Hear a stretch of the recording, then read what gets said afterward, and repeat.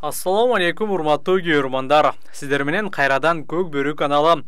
Бул чыгарылышта Эрсултан Айдаркан уулу достуктан кетип кайсы командага кошулду? Жаңы түзүлүп жаткан Талас командасына кимдер кирди? Көчмөндөр оюндары кайра Кыргызстанда өтөбү? Сейитбек Анарбек уулу быйыл ойнойбу? Ушул жана башка суроолорго алдыда жооп берүүгө аракет кылабыз. Бүгін 27 февральда Намыс командасы биринчи машыгуусун өткөрдү. Команданын машыктыруучусу Сейитбек өзүнүн жаракаты тууралуу айтып, качан оюндарга кайтаарын айтып берди. Бул 17 декабрда Орто Сай айылында жер улак болгон. Ошол жерден согончогуман сыртка кайрылып калып, сөөгө кичине сынып кеткен. 2 айдан өттү, уже 2 ай болду. Буюрсам айыгым немесин элебиз. Все бүтүп калды же? Все бүтүп калды. Жакшы. Бонус. Бул супер фишка. Байланышын колдонобуз. Бонус алабыз. Кофе ичебиз. Бонус алабыз. Сүйүктүүлөрүбүзгө гүлдесте тартуулайбыз. Бонус алабыз. Үй бүлө үчүн сатып алууларды ишке ашырабыз. Бонус алабыз. Өзүбүздү эркелетебиз. Бонус алабыз. Анан бонустарды каалаган нерсеге жумшайбыз. Же телефондун балансына которобуз. Бонустар мына ушинтип айланып жүрө берет. Өтө эле жөнөкөй, өтө эле пайдалуу. Даярдыктар буюрса жакшы эле. Аттардын көбү машыгууда, балдар да машыгууда.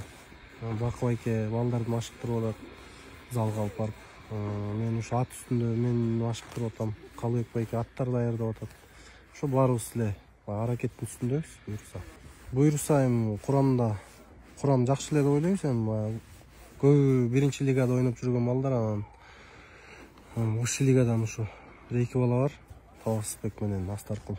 Булар буюрса калгандары деле Дастан бар, Рустам, ошо Алмбек, Сыймык деген жакшы балдардын баары эле бар.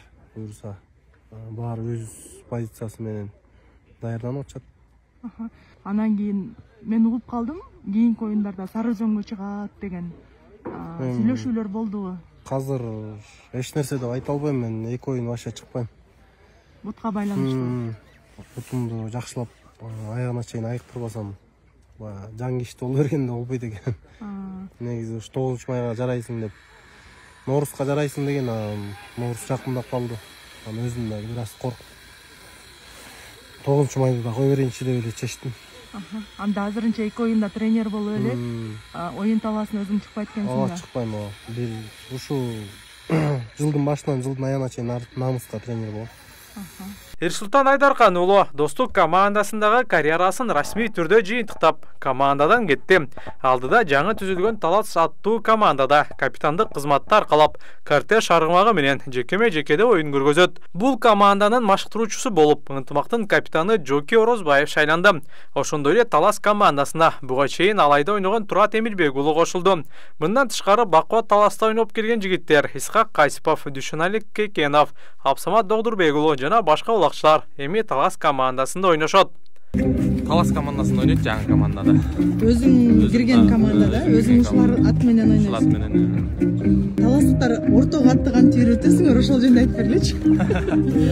Орто билбейм, биз постоянно бизде казан оюн көп болот да. Казан оюн болгондо, казан оюнга обязательно жекеме-жеке атың болбосо кырсайсың. Ошол одон казанга көп ойногондуктан биз өзүбүз негизи постоянно ошо оюнга чабып эле үйрөтөбүз, постоянно чабып. 6-чы дүйнөлүк көчмөндөр оюндарын Кыргызстанда өткөрүү пландалууда. Бул тууралуу Маданият, маалымат, спорт жана жаштар саясаты министри Алтынбек Максутов билдирди. Анын айтымында бул маселе учурда талкууланып жатат. Дүйнөлүк көчмөндөр оюндары буга чейин 3 жолу Кыргызстанда, 1 ирет Түркияда болгон. Быйыл сентябрь айында Астанада 5-чи ирет өткөрүлөт.